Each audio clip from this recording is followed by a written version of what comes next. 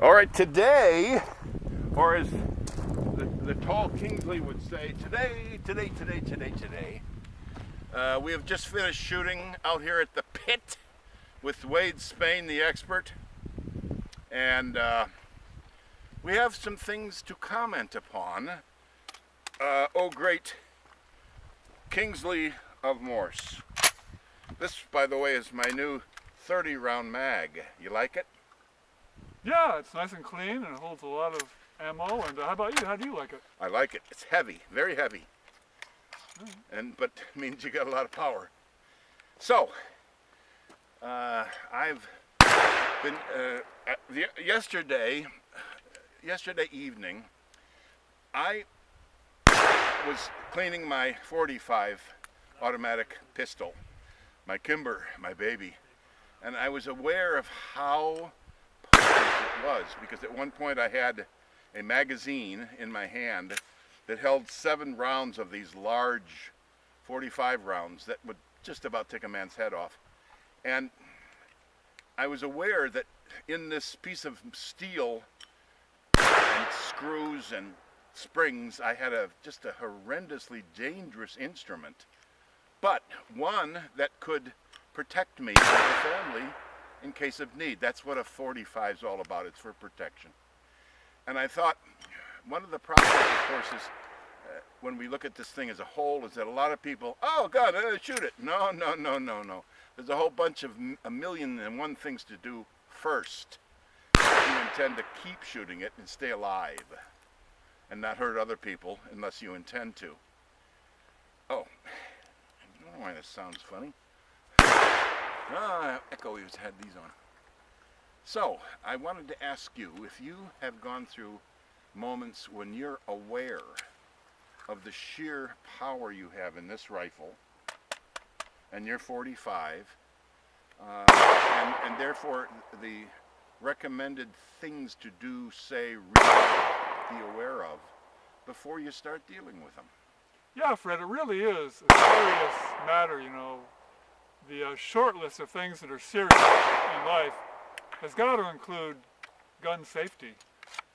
If you look at the ammo that's used for shooting, back here, this brass part, that's all filled with gunpowder.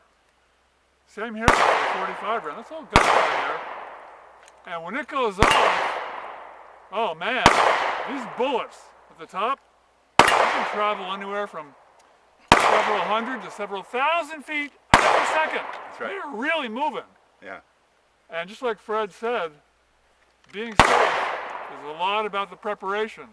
So now, It's patented. I will reveal to you Kingsley's top 5 tips for gun safety. Spoiler alert, 4 of the 5 involve preparation. Not H. Preparation. What kind of preparation? Intellectual? Tip number 5, have a safe place to shoot. These things are going hundreds, thousands of feet a second. You gotta be careful where you set these things off, you know. Bad places to shoot, your living room, the kitchen.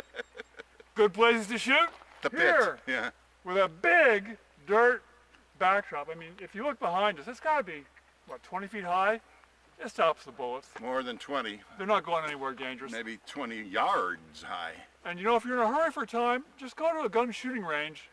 They'll set you up. Or if you want to go on the adventure, if you have the gift of gab like Fred, or if you're frugal, just ask around to see if anybody knows of a public lands that have a place like this where people are free to shoot and it's safe. Yeah. So that involves some preparation. That was tip number 5. All right. What's 4? Tip number 4. What's tip number 4? Be careful who you shoot with. This involves some vetting. You know, if you just meet somebody, you think, it might be kind of fun to go shooting with them. You gotta be careful because you don't want to go shooting with a loose cannon. My favorite way of raising these delicate topics is I say something like, you know, it might be fun to go shooting together, but before they have a chance to answer, I go, I'm a real stickler for safety. And I make sure I use some derogatory term for myself like stickler. So if they in their hearts know that they don't have the discipline to follow gun safety rules, they can blame it all on me. They don't show up, and everybody stays safe. Let me add a little bit there. I have shot for regularly since about '82. A lot in Alaska, and of course since then here. And in Alaska, everybody shoots, and I met some real doozies. I met people that took the weapon and swung it all around. I met one guy who turned around right behind us and shot a squirrel in a tree with my .22. It was just luck. And I said, "You going to eat that squirrel?" He said, "Oh no." I said, "What'd you shoot it for?" I said, "Because it was there." I never shot with that guy again, and never will. So the vetting was not. That's when I learned to vet. And here's the size that goes in my rifle. It's a .308. Goes out at 2,795 feet per second out of the rifle. That's really fast.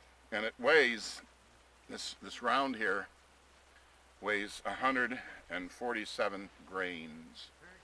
So it moves out. So I would like to humbly offer 2 more tips for how to vet potential. Okay. Well, you said shooting 5. friend. You've only given us 2. You got 3 more. Oh, no, I'm embellishing tip number 4. Oh, okay. Okay. Embellish. So, A, don't shoot with anybody from Alaska. B, put the burden on you. Describe yourself as a stickler for safety. And if they're not comfortable with that, fine. Then don't stay shoot with safe. them. Next, if somebody's been drinking, don't take them shooting. And second, never shoot with anybody named Dick Cheney, who used to be Vice President of the United States.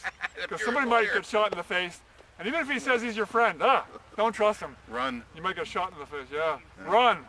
Run fast. Run silent. Run deep. Run like water through a first-time Mexican tourist, but run. Tip number 3. Tip number 3 for staying safe. Check if your gun is loaded. Now this involves preparation, just like the other 2 tips. You have to prepare to find a safe place to shoot. You've got to prepare to vet people you go shooting with before you go shooting. Before you start shooting, you got to learn how to use the stupid gun. Okay? And if you go with somebody who's familiar with it, they should be able to show you how to tell if you're using it safely or not, like if it's Why loaded. do you call it a stupid gun? It's not stupid, it's just a machine. It does what it's intended to do. This is nowhere as near sophisticated as the high-tech coming out of Silicon Valley with like billions of transistors. And they still Anybody can master this. If you're afraid of shooting, don't worry. I hold my position. It's just a stupid gun. Okay, running a supercomputer, operating system that has artificial intelligence, okay, that's hard. World peace, that's hard. Curing cancer, that's hard. How do you make sure it's empty? This holds the bullets. It's called the magazine. You take this out. Step number 1 towards having a nice, safe, unloaded gun. 2, learn how to check if the chamber has a bullet in it. Put your Maybe you finger can in see it. in there, you can look in there maybe. And put your finger in it. Another way, learn how to cycle it. These automatics or semi-automatic guns are supposed to eject bullets. And just cycle it a few times. If there's a chamber, if there's a round chamber in there, it should pop out. And you could see it. Next, many guns have a safety. This one has a little switch. You can flip it from safe to fire. Learn how these things work. It's not neuroscience. You don't take a brain surgeon. Just learn how to use them safely. So that's tip number 3. Involves preparation. Would you like to embellish my? Well, I would say that this is a very important part. Know your weapon. And that's what's fake about movies. The good guy is knocked down, but he grabs the bad guy's gun and shoots him with it, and everybody's happy. It doesn't work that way in real life. You can't grab a gun and shoot it. You don't know whether it's loaded or not. You don't know whether it's unsafe or not. You don't even know if you know how to shoot it, because each gun has its own little deviations. I couldn't necessarily shoot your .45. I had to look at it first. So it's not like the movies.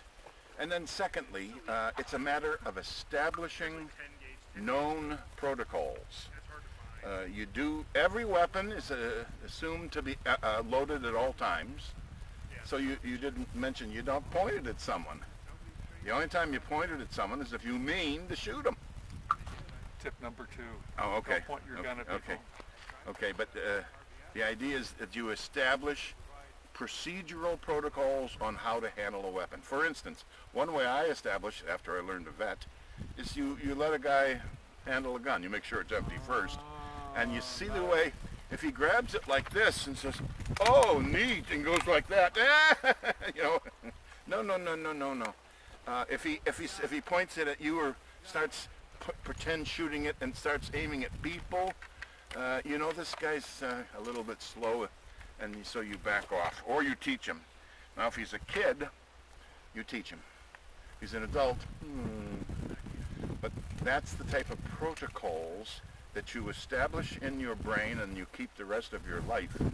So, for example, Wade and I and the Kingsley shoot out here, but at any second, at all the time, we always keep our either downrange or up.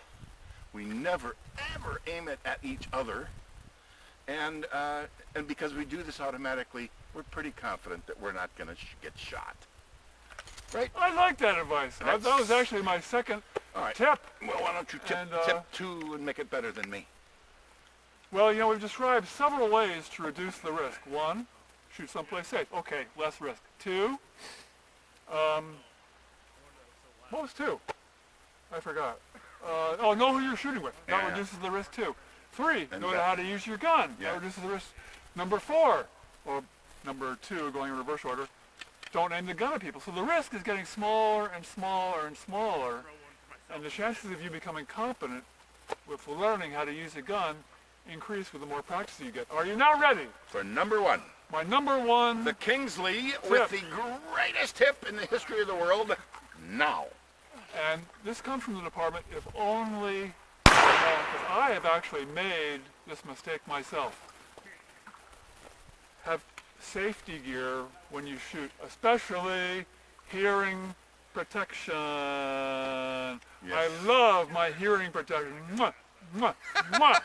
He does. And I found out when I was in my early 20s that I actually had some hearing loss at around a frequency, a tone of 300 hertz, which tends to be associated with exposure to loud noises like guns. I just didn't know to use hearing protection. So, number 1 tip, which if only I'd known, use your hearing protection. So that's what I think I know about shooting safely. Would you like to add any tips of your own? You know, you. Well, a lot of also, you have to understand the legal aspects, where you can shoot. Like, for instance, when I went to Alaska, I met a cop, and I said, I want to talk to you. And it was a female cop, state trooper, and I said, I want to do a lot of shooting out here, but I don't want to break any of the laws. So they must be clear to me before I begin. She said, very good. And I said, well, what are they? She said, don't shoot across roads, and you can shoot anywhere you want, as long as you're about 200 feet from a road, and if you're on private property, you have to get the permission of the owner, which means that Alaska, this huge empty place, is a shooter's paradise. You can shoot almost everywhere. In fact, between Anchorage and Fairbanks, there's all these gravel pits, and we just stop and have impromptu competitions up and down that road, and they're vast. This is small by Alaska standards, this pit, and so we had a lot of fun doing that, and I established what the rules were first. So obviously you don't go shooting a weapon downtown. You find a place like this to do it. It's a lot of stuff is common sense. And once you establish all this and you make it a rhythm, a protocol, a established thing to do and the way to do it. A good habit. Yeah, a habit. Then you're going to be at ease with handling weapons and using them. And if you keep it, like for instance in movies, I always say when the guy gets mad, he's sitting there. I saw this last night in a movie, and he's got this food in front of him. This is slop, he says, and he takes his hand and goes, whap, and he just throws it all off the table, and then you hear all this breaking stuff, and you hear the girl running in terror. Well, look what that emotional SOB did. He broke all the things, food all over the joint. I'd never do that. Just in a table with all the cleaning up. You know, you don't get emotional about this. You have to be coldly calculating and rational. Do you buy that, sir? Yeah, I do, Fred, and I really enjoyed having a serious discussion about gun safety. And as a postscript, I would like to humbly offer a few advantages of learning how to shoot safely. One, if you choose to own a gun in your own home, you can be a little safer. If some axe-wielding murderer shows up at your front door, you don't have to ask him to wait until the cops come. You can defend yourself. Yeah. Two, it's kind of fun. If you've watched other videos, we've had fun shooting. For example, Kingsley's Big Cheese Shootout. We've had a lot of fun. You know, if you learn how to do it safely, it's good. Yes. Well, I concur, sir. What else you got? I actually do have some other elite insider secret knowledge. I suggest we pause the camera and start with a fresh clip. Bye guys, bye for now, be safe. Fine, aloha. Yeah. That's fine with me, sir. All right.